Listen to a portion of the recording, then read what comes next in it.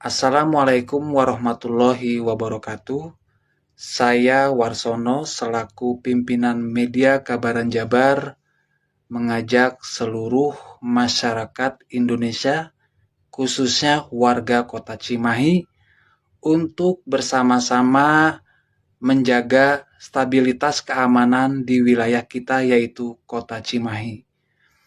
Di tengah maraknya isu-isu yang beredar, saya berharap masyarakat tetap tenang, bijak dalam menyikapi informasi, serta tidak mudah terprovokasi.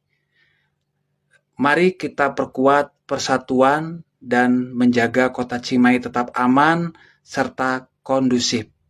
Wassalamualaikum warahmatullahi wabarakatuh.